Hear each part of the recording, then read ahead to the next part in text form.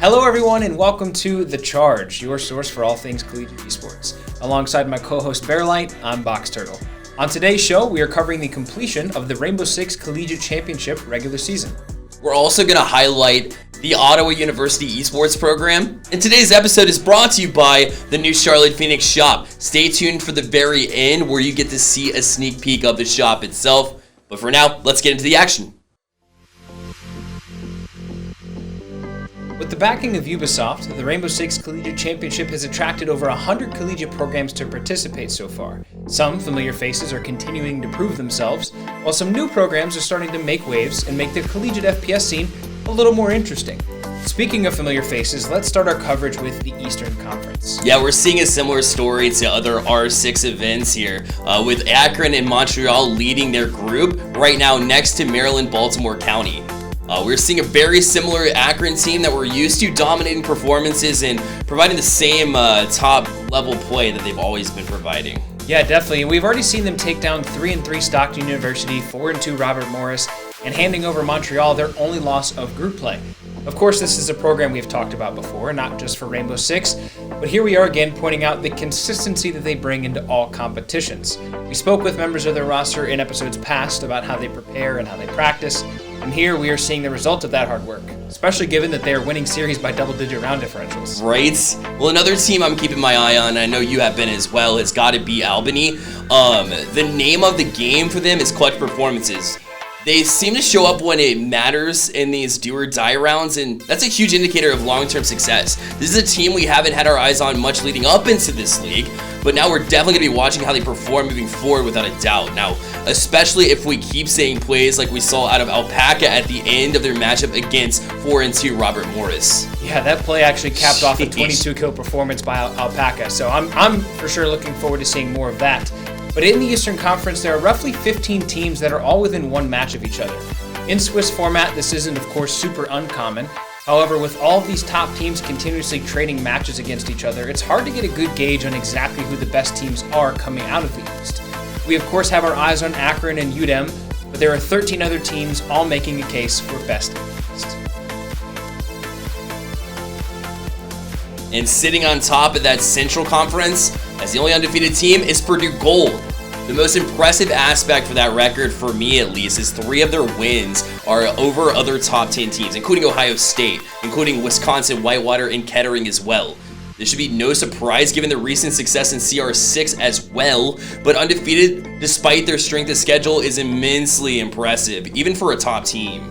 Yeah, and of course, I'm hoping to see a rematch of Purdue versus Akron in the playoffs, but it seems that anything Purdue plays in is realistically a good match at this point.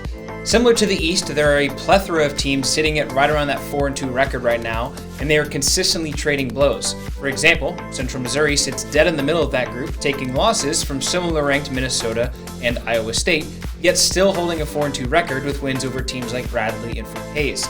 They are in an interesting position, taking down enough wins to be able to hold a spot for the playoffs, but losing against 2 teams of a similar record is not a good sign for the final bracket. No, they'll need to buckle down in those key moments like we've seen them do before. They have the talent, they just need to go out there and execute, honestly. We, of course, can't leave out talking about this Ohio State team as well. Ohio State, their only loss through Swiss, came from the #1 Purdue team. But aside from that, they've been rolling through their matches. This is a team that finished top 8 in CR6 Premier Playoffs a few months ago.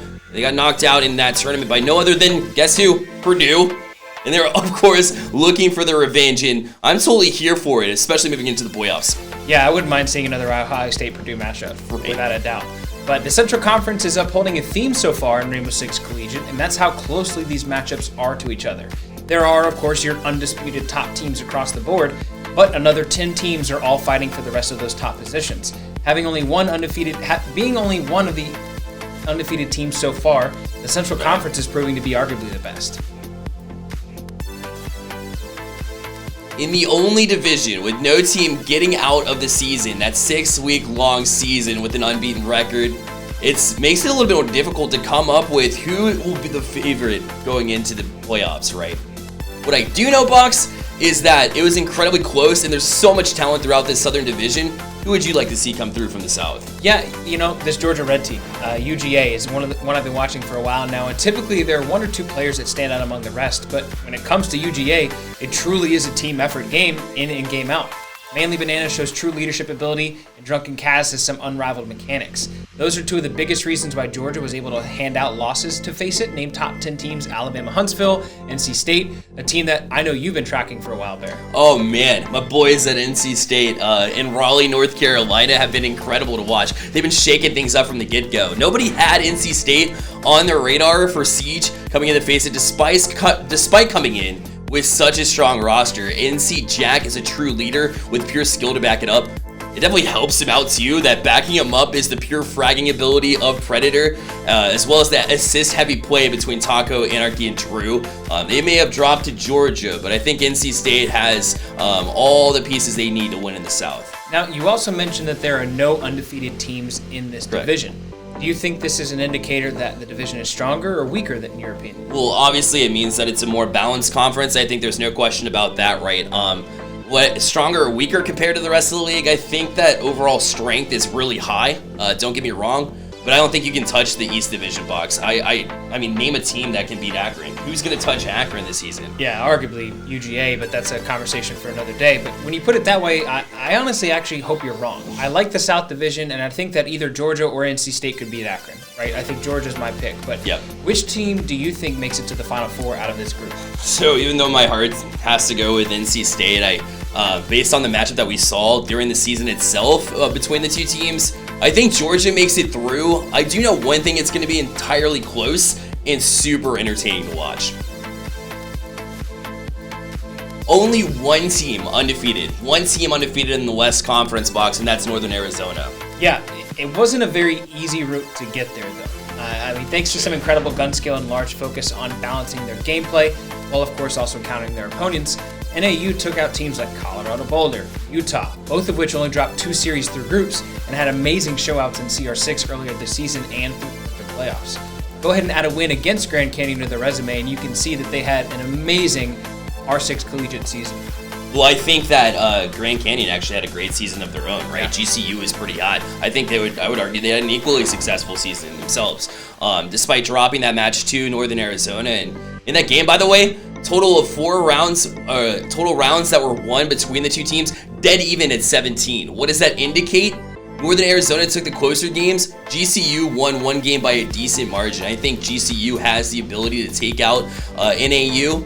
If they can remain focused in the close ones and approach with a more fine-tuned game plan, I think they give themselves the best shot here. Limiting predictability is how you're going to win this matchup when it comes to it. Yeah, I definitely think you're right. NAU got the best of that battle the first time, and we're keeping an eye out on who will come out on top of the next one. But not only that, who exactly is going to be the Final Four representative from this conference? I am here with another representative of a college that we would love to highlight. How are you doing today? I'm doing pretty good. How are you? I'm doing all right. Tell us about yourself and about your school. Yes, so I'm Sergio Brack. I am the new director of esports here at Ottawa University. Awesome, man. And that's Ottawa, Kansas, correct? Yeah, Ottawa, Kansas, not Canada. Yeah, people always forget. Yeah, for sure. What titles are you guys offering right now? Yeah, so our specialty right now is obviously in Call of Duty. That's what people mostly know us for. But we're really looking to build up our R6 roster, our Rocket League roster, Valorant, CSGO, and Overwatch as well. Awesome. A lot of FPS games. I love it. Yeah. Why should a student entertain the idea of going to your school? I think the biggest thing we have to offer is honestly like our personnel on top of our facilities. So, a lot of collegiate esports organizations have a facility now, but they don't really have the staff to really back that up that's completely dedicated to esports. So we have an IT staff, production staff, completely dedicated to esports. We have a really good coaching staff. We have a new Overwatch coach coming in soon that we're getting ready to announce.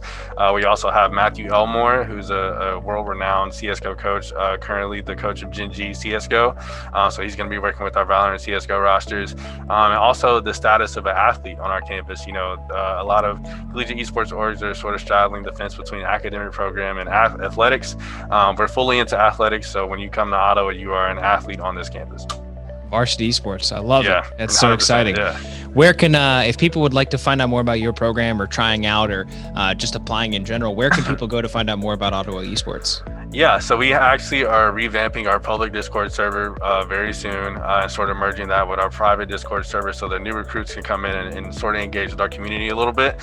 So they can find us on there very soon. But until then, you can find out a lot about us on our athletic website,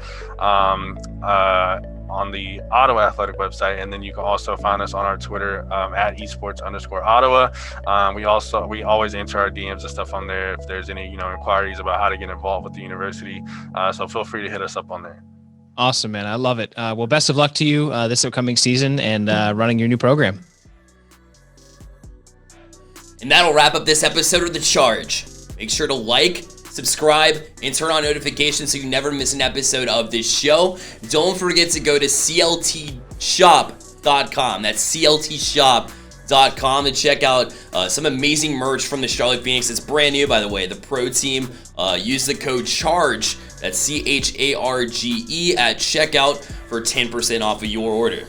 We also have exciting announcements about our recruitment events, so go to espin.gg/events to sign up for games like Rocket League, Valorant, Rainbow Six Siege, League of Legends, and so many more games. You can follow us on Twitter at stay_plugged_in to stay up to date with everything we are doing here every single day. You can find me on Twitter at HugeBoxTurtle. And myself at Bearlight Gaming as well. Thank you for watching this episode of The Charge, and remember, stay plugged in.